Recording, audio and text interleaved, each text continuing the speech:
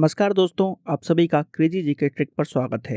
Friends, आज के session में हम इतिहास के जो प्रमुख युद्ध हैं उसके सेकंड पार्ट को कंटिन्यू करेंगे। पहले सेशन में हमने प्राचीन भारत से लेकर 10वीं 11वीं शताब्दी तक के जितने भी इम्पोर्टेंट वॉर्स एंड बैटल्स हैं उनको डिस्कस कर लिया था। आज के सेशन में हम शुरुआत करेंगे त्रिपक्षीय संघर्ष से। उसके बाद हम देखेंगे कि किस तरह से अरब्स इंडिया में एंटर करते हैं और इंडिया में आखिरकार दिल्ली सल्तनत की स्थापना कैसे होती है, कौन कौन से युद्ध लड़े जाते हैं, मुगल साम्राज्य की स्थापना कैसे होती है, कौन कौन से प्रमुख युद्ध वो लड़ते हैं, उसके बारे में हम बात करेंगे। इसके अलावा मध्यकालीन भारत के जो भी इंपॉर्टेंट वॉर्स एंड बैटल्स हैं उनको डिस्कस करेंगे। साथ में फ्रेंड्स, आज के ही सेशन में हम आधुनिक भारत के जितने भी इंपॉर्टेंट युद्ध हैं उनको भी डिस्कस करेंगे। खासकर यहाँ पर हम उन इम्पॉर्टेंट बैटल्स की बात करेंगे जिनमें यूरोपियन कंपनीज ने विजय प्राप्त की और उसके बाद उनकी स्थिति भारत में मजबूत होती है। तो फ्रेंड्स, आइए बिना समय नष्ट किए शुरू करते हैं आज का सेशन। सबसे पहले हम बात करेंगे त्रिपक्षीय संघर्ष की। फ्रेंड्स, प्रारंभिक मध्यकालीन युग में हम देखते हैं कि प्रतिहारास, पालास और राष्ट्रकूटास, ये तीनों राजवंशों के बीच में कन्नौज पर आधिपत्य को लेकर संघर्ष होता है, जिसको हम त्रिपक्षीय संघर्ष या फिर ट्रिपार्टाइट स्ट्रगल के नाम से जानते हैं। इस संघर्ष का पहला चरण हमको 790 सीई में देखने को मिलता है। पहले चरण में पाला साम्राज्य के धर्मपाल और प्रतिहारा राजवंश के वत्स राजा के बीच में युद्ध होता है। इस युद्ध में वत्स राजा धर्मपाल को हरा देते हैं। यह युद्ध गंगेटिक दोआब में हुआ था, इस पॉइंट को भी नोट करिएगा। इस युद्ध के बाद वत्स राजा को राष्ट्रकूट राजा ध्रुव हरा देते हैं और प्रतिहारा वत्स राज को हराने के बाद राजा ध्रुव धर्मपाल को भी हराते हैं। तो फ्रेंड्स, इस तरह से जो त्रिपार्टाइट स्ट्रगल का पहला चरण है उसमें हम देखते हैं कि राष्ट्रकूट राजा ध्रुव सबसे आगे रहते हैं। इस पॉइंट को याद रखिएगा। कन्नौज पर आधिपत्य की लड़ाई के दूसरे चरण में हम देखते हैं कि प्रतिहार राजा नागभट्ट द्वितीय, जो कि यहाँ पर वत्सराज के पुत्र हैं, वो पाला साम्राज्य के राजा धर्मपाल से युद्ध करते हैं और उनको इस युद्ध में हराते भी हैं। ये जो युद्ध हुआ था ये मुनगर के पास हुआ था और 9वीं शताब्दी की शुरुआत में हमको ये युद्ध देखने को मिलता है। इस युद्ध के तुरंत बाद हम देखते हैं कि राष्ट्रकूट राजा गोविंद तृतीय, जो कि ध्रुव के पुत्र हैं, वो यहाँ पर नागभट्ट द्वितीय को हरा देते हैं। मगर फ्रेंड्स, यहाँ पर वो ज़्यादा समय तक कन्नौज पर आधिपत्य स्थापित नहीं कर पाते, क्योंकि राजपूत साम्राज्य प्रमुख रूप से दक्कन भारत का था, इसलिए उनको दक्कन वापस जाना पड़ता है और कन्नौज पर वो नियंत्रण नहीं कर पाते हैं और यहाँ पर फिर से एक बार गुर्जर और प्रतिहार कन्नौज पर अपना आधिपत्य स्थापित कर लेते हैं।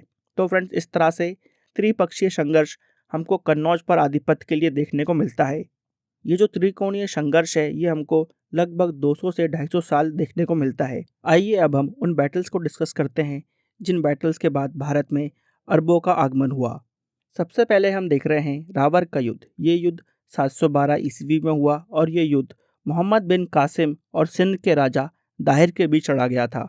फ्रेंड्स, इस युद्ध में मोहम्मद बिन कासिम की विजय होती है और यहाँ पर हम देखते हैं कि पहली बार कोई इस्लामिक शासक भारतीय उपमहाद्वीप पर विजय प्राप्त करता है।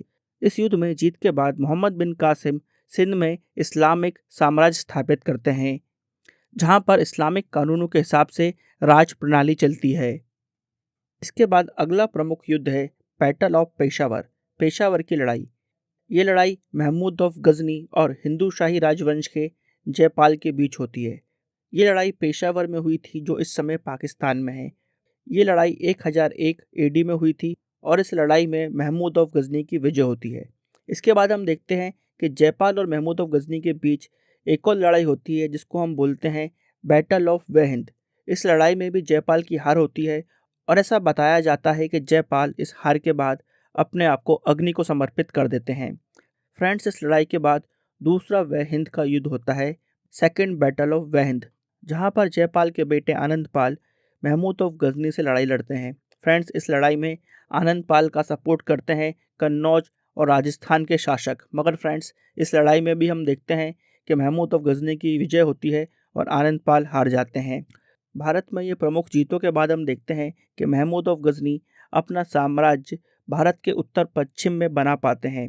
इसके बाद हम देखते हैं कि महमूद ऑफ गजनी भारत पर लगातार आक्रमण करते हैं भारत की संपदा को लूटने के लिए।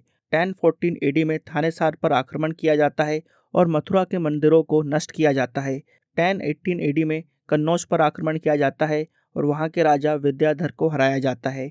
इसके बाद 1025 एडी में सोमनाथ मंदिर पर आक्रमण किया जाता है और वहां पर उस मंदिर को नष्ट किया जाता है। कुल मिलाकर इस तरह महमूद ऑफ गजनी ने लगभग 17 बार भारत की धरती पर आक्रमण किया। आइए अब बात करते हैं बैटल ऑफ गुजरात की, जिसको हम कयाधार के युद्ध के नाम से भी जानते हैं। फ्रेंड्स, इस बैटल की एक बहुत ही इंटरेस्टिंग स्टोरी है, आइए इसको समझते हैं। चालुक्य राजवंश के शासक अजय पाल की मृत्यु के बाद उनके पुत्र मूलराज द्वितीय सिंहासन पर आते हैं। क्योंकि मूलराज की आयु यहाँ पर कम होती है, इसलिए उनके नाम पर उनकी माता नायिका देवी शासन करती हैं। उसी समय 1178 एडी में मोहम्मद गौरी गुजरात पर आक्रमण करता है और इस आक्रमण का जवाब नायिका देवी देती हैं। फ्रेंड्स, इस युद्ध में नायिका देवी की विजय होती है और इस हार के बाद मोहम्मद गौरी को युद्ध से भागना पड़ता है। ये युद्ध माउंट आबू के पास कयाद्रा में हुआ था, इसलिए इसको कयाद्रा की लड़ाई के नाम से भी जाना जाता है। इस युद्ध का उल्लेख हमको मेरुतंगा की प्रसिद्ध किताब प्रबंध चिंतामणि में देखने को मिलता है। फ्रेंड्स, आपको यहाँ पर यह बात नोट करना चाहिए कि कुछ समय बाद भीमा द्वितीय सिंहासन पर आ जाते हैं, इसलिए यहाँ पर कई इतिहासकारों ने ये लिखा है कि भीमा द्वितीय ने इस लड़ाई में मोहम्मद गौरी को हराया था, तो इस पॉइंट को भी नोट करिएगा। फ्रेंड्स, अगले युद्ध से पहले मैं आपको एक इम्पॉर्टेंट इन्फॉर्मेशन देना चाहूँगा। फ्रेंड्स, क्रेजी जीके ट्रिक आपके लिए रूट ऐप पर लाया है हिस्ट्री का एक डेडिकेटेड फाउंडेशन बैच। फ्रेंड्स, हम सभी जानते हैं इतिहास अपने आप में एक व्यापक सब्जेक्ट है, जिसके अंदर हम हिस्ट्री तो पढ़ते ही हैं, मगर इतिहास के अंदर हम कहीं ना कहीं ज्योग्राफी, इकोनॉमी, पॉलिटी, कल्चर, ये सब पहलू भी पढ़ते हैं। तो फ्रेंड्स, हिस्ट्री अपने आप में एक व्यापक विषय है। अगर आप इस सब्जेक्ट को डिटेल में पढ़ना चाहते हैं तो रूट ऐप पर आप हमारा हिस्ट्री फाउंडेशन कोर्स ज्वाइन कर सकते हैं। वहाँ पर आपको हिस्ट्री फाउंडेशन बैच रिकॉर्डेड और लाइव दोनों मिल जाएंगे। अभी रूट ऐप पर वर्ल्ड हिस्ट्री का लाइव बैच चालू होने वाला है। फ्रेंड्स, इस बैच में अभी अर्ली बर्ड ऑफर है। अगर आप WHCGT कोड अप्लाई करेंगे तो यह बैच आपको फ्लैट 199 में मिल जाएगा। तो फ्रेंड्स, ज़रूर एक बार रूट ऐप को विजिट करें, और अगर आप हिस्ट्री को बहुत डिटेल में पढ़ना चाहते हैं तो संपूर्ण हिस्ट्री और इंडियन हिस्ट्री के बैच को भी ले सकते हैं। आइए देखते हैं अगला इंपॉर्टेंट युद्ध। आइए अब बात करते हैं प्रथम तराइन के युद्ध के बारे में। तराइन का प्रथम युद्ध 1191 ईडी में लड़ा गया था। यह युद्ध चौहान वंश के राजपूत शासक पृथ्वीराज चौहान और मोहम्मद गौरी के बीच होता है। पहले तराइन के युद्ध में हम ये देखते हैं कि पृथ्वीराज चौहान को दूसरे राजपूत शासकों का भी समर्थन मिलता है और वो यहाँ पर मोहम्मद गौरी को हराने में सफल होते हैं। मगर फ्रेंड्स, अगर हम बात करें दूसरे तराइन के युद्ध के बारे में जो 1192 एडी में हुआ था, उस युद्ध में हम देखते हैं कि पृथ्वीराज चौहान अकेले पड़ जाते हैं और यहाँ पर अधिकतर राजपूत शासक पृथ्वीराज चौहान का समर्थन नहीं करते हैं और इस युद्ध में मोहम्मद गौरी ने अपनी रणनीति में बदलाव किया था, जिसका उन्हें फ़ायदा मिलता है और दूसरे तराइन के युद्ध में पृथ्वीराज चौहान की पराजय हो जाती है और मोहम्मद गौरी यहाँ पर जीत जाते हैं। ये लड़ाई 1192 एडी में हुई थी, इसको आपको याद रखना है। फ्रेंड्स, ये लड़ाई भारतीय इतिहास में टर्निंग पॉइंट साबित होती है, क्योंकि इस जीत के बाद हम देखेंगे कि उत्तर भारत में इस्लामिक साम्राज्य की शुरुआत होती है। दूसरे तराइन के युद्ध को जीतने के बाद मोहम्मद गौरी चंदावार का युद्ध लड़ते हैं। फ्रेंड्स, ये युद्ध मोहम्मद गौरी और राजा जयचंद के बीच 1194 एडी में होता है। राजा जयचंद गढ़वाल राजवंश के शासक होते हैं और वो उस समय के बहुत ही प्रमुख राजपूत शासक होते हैं। इस युद्ध में जीत के बाद मोहम्मद गौरी ये बात साबित कर देते हैं कि सैन्य क्षमताओं में इस समय वो सबसे आगे हैं। इस तरह से हम देखते हैं कि महमूद गौरी उत्तर भारत में अपनी स्थिति को और भी मजबूत कर लेते हैं और फिर वो अपने गुलाम कुतुबुद्दीन ऐबक को दिल्ली का शासन चलाने के लिए नियुक्त करते हैं। मोहम्मद गौरी की मृत्यु के बाद कुतुबुद्दीन ऐबक शासन अपने हाथ में ले लेते हैं और गुलाम वंश की स्थापना होती है और यहाँ पर फिर शुरुआत होती है दिल्ली सल्तनत की। इसी सल्तनत का एक प्रमुख वंश है खिलजी वंश। आइए उसके बारे में बात करते हैं। फ्रेंड्स, यहाँ पर हम बात कर रहे हैं अलाउद्दीन खिलजी के बारे में। अलाउद्दीन खिलजी अपने आप को दूसरा अलेक्जेंडर बोलते थे। अलाउद्दीन खिलजी ने सिकंदर शानी की उपाधि भी धारण की थी। यहाँ पर सबसे पहले हम देखते हैं गुजरात का युद्ध जो लड़ा गया था 1297-98 एडी में, और यहाँ पर अलाउद्दीन खिलजी ने करण देव को हराया था। इसके बाद हम बात कर रहे हैं रणथंबोर के युद्ध की जो 1301 एडी में लड़ा गया और इस युद्ध में अलाउद्दीन खिलजी ने हमेरा देव को हराया था। इसके बाद आती है प्रसिद्ध चित्तौड़ की लड़ाई, जहाँ पर जो लड़ी गई थी 1303 एडी में अलाउद्दीन खिलजी और राजा रतन सिंह के बीच। इस युद्ध में भी अलाउद्दीन खिलजी की विजय होती है। और फ्रेंड्स, इसी युद्ध से जुड़ी हुई है पद्मावत की कहानी जो लिखी गई थी मलिक मोहम्मद जैसी द्वारा 1540 एडी में। इस पॉइंट को भी नोट करिएगा। फिर हम देखते हैं मालवा का युद्ध जो हुआ था 1305 एडी में, ये युद्ध अलाउद्दीन खिलजी और महालक देव के बीच हुआ था, जिसमें अलाउद्दीन खिलजी की विजय होती है। इसके बाद हम देखते हैं देवगिरी का युद्ध जो लड़ा गया था 1307 एडी में। ये युद्ध अलाउद्दीन खिलजी और यादवा राजवंश के शासक रामचंद्र देव के बीच होता है। फ्रेंड्स, ये युद्ध भी अलाउद्दीन खिलजी जीतते हैं। इससे पहले हम देखते हैं कि अलाउद्दीन खिलजी ने 1296 एडी में भी देवगिरी पर आक्रमण किया था, जहां पर वो देवगिरी के शासक रामचंद्र को ट्रिब्यूट देने के लिए मजबूर करते हैं। इस पॉइंट को भी नोट करिएगा। अलाउद्दीन खिलजी के समय ही हम देखते हैं कि एक और प्रमुख युद्ध होता है, जिसका नाम है बैटल ऑफ किली। यह युद्ध चगाताई खनात के मंगोल और दिल्ली सल्तनत के बीच होता है। फ्रेंड्स, इस युद्ध में दिल्ली सल्तनत की विजय होती है और यह युद्ध 1299 एडी में होता है। इस पॉइंट को नोट करिएगा। जिस समय दिल्ली सल्तनत पर खिलजियों का शासन था, उस समय हम देखते हैं कि मंगोलों ने लगभग 7 बार आक्रमण किया था हिंदुस्तान पर, और इन सभी आक्रमणों का प्रत्युत्तर उस समय खिलजी वंश ने दिया था और मंगोलों को भारत में आने से रोका था। इस पॉइंट को भी नोट करिएगा। इसके बाद हम देखते हैं तैमूर का आक्रमण। तैमूर ने जिस समय दिल्ली पर आक्रमण किया, उस समय दिल्ली पर तुगलक वंश का शासन चल रहा था। फ्रेंड्स, ये आक्रमण 1398 एडी में होता है। तैमूर के इस आक्रमण से दिल्ली को बहुत ज़्यादा क्षति पहुंचती है और उस समय दिल्ली के सिंहासन पर बैठे हुए थे नसीर उद्दीन मोहम्मद शाह तुगलक। इस पॉइंट को भी नोट करिएगा। इसके बाद हम देखते हैं फ्रेंड्स दूसरा इंपॉर्टेंट बैटल, जो है बैटल ऑफ सरंगपुर की लड़ाई। ये युद्ध 1437 ईडी में हुआ था राणा कुंभा और सुल्तान महमूद खिलजी के बीच। फ्रेंड्स, इस युद्ध में राजपूत शासक राणा कुंभा की विजय होती है और वो यहाँ पर महमूद खिलजी को बंदी बना लेते हैं। इसके बाद हम देखते हैं फ्रेंड्स एक और इम्पॉर्टेंट बैटल, नागौर का युद्ध। यह युद्ध 1455 एडी में मेवाड़ के राजपूत और नागौर के सुल्तान के बीच होता है। फ्रेंड्स, इस युद्ध में भी हम देखते हैं कि राजपूतों की विजय होती है। आइए फ्रेंड्स, अब हम बात करते हैं पानीपत के युद्ध के बारे में। फ्रेंड्स, पहला पानीपत का युद्ध 1526 एडी में हुआ था और ये युद्ध बाबर और इब्राहिम लोदी के बीच हुआ था। बाबर ने इस युद्ध में इब्राहिम लोदी को पराजित किया था और भारत में मुगल वंश की स्थापना की थी। इस युद्ध में जीत के बाद हम देखते हैं कि बाबर अपनी स्थिति को मजबूत करने के लिए और भी अन्य युद्ध लड़ता है। जैसे फ्रेंड्स, कानवा का युद्ध 1527 एडी में लड़ा गया और इस युद्ध में बाबर ने राणा सांगा को पराजित किया था। इसके बाद हम देखते हैं चंदेरी का युद्ध, जो 1528 एडी में लड़ा गया और इस युद्ध में बाबर ने मेंदिनी राय को पराजित किया था। उसके बाद हम देखते हैं घाघरा का युद्ध और इस युद्ध में फ्रेंड्स बाबर ने महमूद लोदी को पराजित किया था। इन बैटल्स में जीत के बाद हम देखते हैं कि बाबर ने धीरे धीरे मुगल वंश की स्थिति भारत में मजबूत करी। नेक्स्ट हम देखते हैं चौसा का युद्ध, जो हुमायूं और शेरशाह सूरी के बीच लड़ा गया था। फ्रेंड्स, ये युद्ध 1539 एडी में लड़ा गया था। हुमायूं यहाँ पर बाबर के बेटे हैं। इस पॉइंट को आपको नोट करना है। और फ्रेंड्स, इस युद्ध में शेरशाह सूरी ने हुमायूं को हराया था, ये बात भी आपको याद रखना है। इसके बाद हम देखते हैं कि हुमायूं और शेरशाह सूरी के बीच दूसरा युद्ध होता है 1540 एडी में और इस युद्ध में भी हम देखते हैं कि शेरशाह सूरी ने हुमायूं को पराजित किया।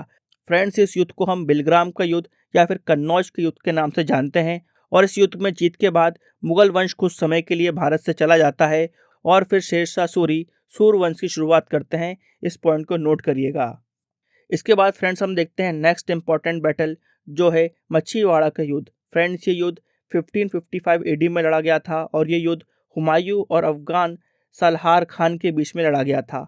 इस युद्ध में हुमायूं ने अफगान सलार खान को पराजित किया था और इस युद्ध में जीत के बाद हुमायूं ने दूसरा युद्ध लड़ा, जो है सरहिंद का युद्ध। ये युद्ध भी 1555 एडी में लड़ा गया था और इस युद्ध में फिर से हम देखते हैं कि हुमायूं की विजय होती है और वो सिकंदर शाह को हराते हैं इस युद्ध में। तो यहाँ पर हुमायूं एक बार फिर से मुगल साम्राज्य की भारत में स्थापना करने में कामयाब होते हैं। फ्रेंड्स, हुमायूं की मृत्यु के बाद मुगल वंश के शासक बनते हैं उनके बेटे अकबर और अकबर के शासनकाल में सबसे पहला युद्ध होता है पानीपत का दूसरा युद्ध।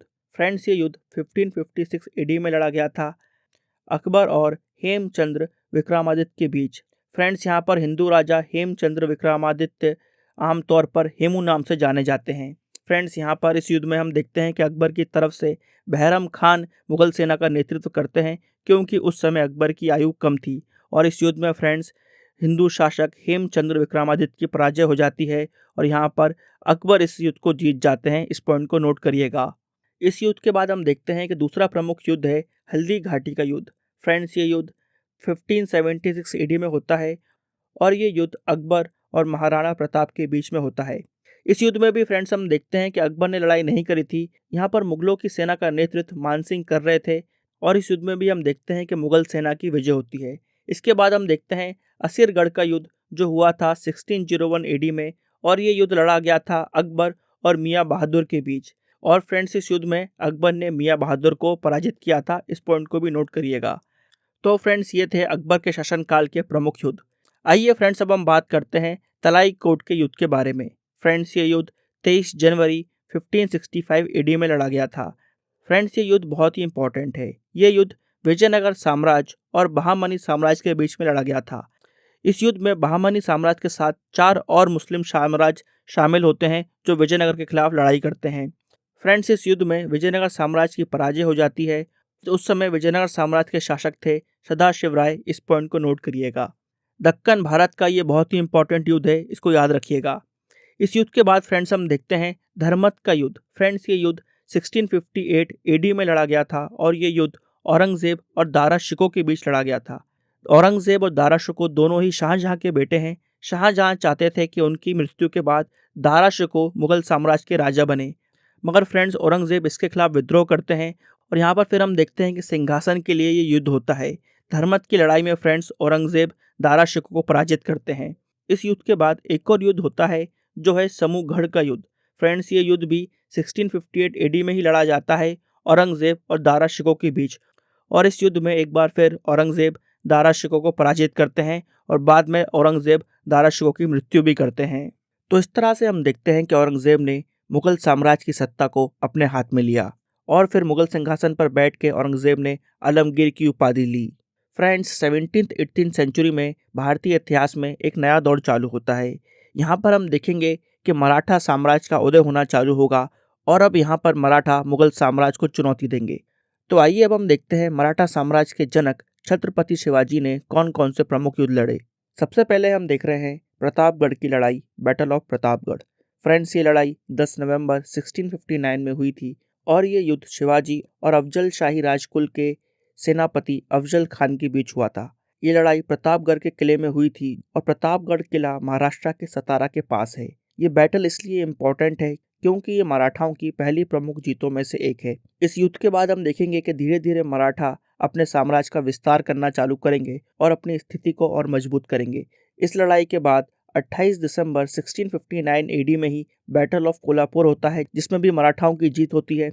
और इसके बाद हम देखते हैं 13 जुलाई 1660 एडी में बैटल ऑफ पवनकिंड होता है जिसमें मराठा सेना एक बार फिर आदिल शाही सेना को हराती है। ये सब सैन्य विजय बताती हैं कि मराठा साम्राज्य अपनी स्थिति को और मजबूत कर रहा था। इन बैटल्स के बाद मराठा साम्राज्य और मुगल साम्राज्य के बीच हमको युद्ध देखने को मिलता है। मराठाओं और मुगलों के बीच चगन की लड़ाई होती है, उम्बरकिंड की लड़ाई होती है। इन लड़ाइयों के बाद छत्रपति शिवाजी सूरत पर आक्रमण करते हैं और जिसके बाद मराठाओं और मुगलों के बीच एक बहुत ही प्रसिद्ध और इम्पॉर्टेंट बैटल होता है जिसका नाम है बैटल ऑफ पुरंदर, पुरंदर की लड़ाई। आइए इसको डिस्कस करते हैं। ये लड़ाई 31 मार्च 1665 में होती है। यहाँ पर मराठा सेना का नेतृत्व कर रहे थे छत्रपति शिवाजी जी और मुगल सेना का नेतृत्व कर रहे थे राजा जयसिंह। इस युद्ध में अंततः मुगल साम्राज्य की विजय होती है और इस बैटल के बाद ट्रीटी ऑफ पुरंदर, पुरंदर की संधि साइन होती है और इस संधि के तहत ही शिवाजी औरंगजेब से मिलने आगरा जाते हैं। इस बैटल के बाद एक और इम्पोर्टेंट बैटल होता है मराठाओं के बीच और मुगलों के बीच जो है बैटल ऑफ सिंहागढ़। ये बैटल 4 फरवरी 1670 एडी में होता है। ये लड़ाई सिंहागढ़ किले के पास होती है जो कि महाराष्ट्र में पुणे के पास है। फ्रेंड्स इस लड़ाई में मराठाओं की तरफ से तानाजी मालुसरे सेनापति होते हैं और मुगल सेना के सेना प्रमुख जयसिंह के अधीन काम कर रहे किला रक्षक उदयभान राठौर मुगल सेना का नेतृत्व करते हैं। इस लड़ाई में मराठाओं की जीत होती है। इस बैटल के बाद हम बात करते हैं बैटल ऑफ संगमनर की। ये शिवाजी का आखिरी बैटल था। ये बैटल दिसंबर 1679 में लड़ा गया था। यह बैटल मराठाओं और मुगलों के बीच होता है। इस लड़ाई में मराठा सेनापति सिद्धोजी सिंभालकर की जान चली जाती है और इस बैटल में मुगलों की जीत होती है। इस पॉइंट को नोट करिएगा। छत्रपति शिवाजी की मृत्यु के बाद उनके बड़े बेटे संभाजी छत्रपति बनते हैं और उनके कार्यकाल में एक बहुत ही इंपॉर्टेंट बैटल होता है बैटल ऑफ वाही। फ्रेंड्स ये बैटल 1687 एडी में होता है और इस बैटल में मराठा साम्राज्य मुगलों को हराता है। बहुत ही इंपॉर्टेंट बैटल है, बैटल ऑफ वाही, इसको याद रखिएगा। इस बैटल के बाद हम देखते हैं कि 1689 एडी में संभाजी को मुगल साम्राज्य पकड़ लेता है और उनको बंदी बनाता है, जिसके बाद उनकी हत्या कर दी जाती है और संभाजी के बाद शिवाजी के दूसरे बेटे राजा राम प्रथम छत्रपति बनते हैं। इस युद्ध के बाद हम दूसरा इंपॉर्टेंट बैटल देखते हैं, बैटल ऑफ खेड़ा। फ्रेंड्स, ये बहुत ही इंपॉर्टेंट युद्ध है। ये बेसिकली मराठाओं के बीच गृह युद्ध है। ये युद्ध 12 अक्टूबर 1707 एडी में होता है। फ्रेंड्स, ये युद्ध छत्रपति राजा राम की पत्नी ताराबाई के बीच और छत्रपति संभाजी के पुत्र साहू प्रथम के बीच होता है। फ्रेंड्स, महाराजा छत्रपति शिवाजी के बाद उनके बड़े बेटे संभाजी छत्रपति बनते हैं। संभाजी की मृत्यु के बाद उनके दूसरे बेटे राजा राम छत्रपति बनते हैं। मगर फ्रेंड्स, छत्रपति राजा राम की जल्दी मृत्यु हो जाती है, इसलिए उनके बाद उनके नवजात शिशु शिवाजी द्वितीय को राजा बनाया जाता है। मगर यहाँ पर शिवाजी द्वितीय के नाम पर उनकी माँ ताराबाई शासन करती हैं। और फिर हम देखते हैं कि 1707 एडी में साहू प्रथम को मुगल साम्राज्य सपोर्ट करता है ताकि मराठाओं के बीच में फूट पड़ सके। और फिर ये बैटल होता है, बैटल ऑफ खेड़ा, और इस युद्ध में साहू प्रथम की विजय होती है। और छत्रपति साहू प्रथम के कार्यकाल में ही हम देखेंगे कि पेशवा की जो पोजीशन है वो और ज़्यादा स्ट्रांग होती जाती है और मराठा साम्राज्य की रियल पावर पेशवा बनना चालू हो जाएंगे। तो फ्रेंड्स, बहुत important battle, battle of Kheda 707 में हुआ था और यहाँ पर विजय हुए थे साहू प्रथम, उन्होंने ताराबाई को हराया था, इसको नोट करिएगा। इस बैटल के बाद हम देखते हैं भोपाल का युद्ध, बैटल ऑफ भोपाल। फ्रेंड्स, ये बैटल 1737 ईडी में लड़ा गया था। इस बैटल में एक तरफ बाजीराव प्रथम मराठा साम्राज्य का नेतृत्व कर रहे थे और दूसरी तरफ हम देखते हैं कि निज़ाम, मुगल और राजपूतों की सेना एक साथ थी। इस बैटल में बाजीराव प्रथम की विजय होती है और वो निज़ाम की सेना को पराजित करते हैं। बहुत ही important battle, battle of Bhopal. Friends, Bajirao प्रथम ने इससे पहले बैटल ऑफ बसाई जो 1733 एडी में हुआ था उसमें पोर्चुगीज़ को हराया था और उस युद्ध को जीतने के बाद सेल्सेट और बेसिन का क्षेत्र उन्होंने अपने अंतर्गत कर लिया था। फ्रेंड्स, यहाँ पर बैटल ऑफ भोपाल में निज़ाम को हराने के बाद बाजीराव प्रथम दुराई सराय की संधि साइन करते हैं, इस पॉइंट को भी नोट करिएगा। बाजीराव प्रथम के बाद उनके बेटे बालाजी बाजीराव, या फिर जिनको हम नाना साहेब प्रथम के नाम से भी जानते हैं, वो मराठा साम्राज्य के पेशवा बनते हैं। और उनके कार्यकाल में जो सबसे इम्पॉर्टेंट युद्ध हुआ था वो था बैटल ऑफ पानीपत। तीसरी पानीपत की लड़ाई जो 1761 एडी में हुई थी वो इन्हीं के कार्यकाल में हुई थी। ये युद्ध हमको अहमद शाह दुरानी और मराठाओं के बीच देखने को मिलता है। पानीपत की तीसरी लड़ाई में मराठा साम्राज्य की हार होती है।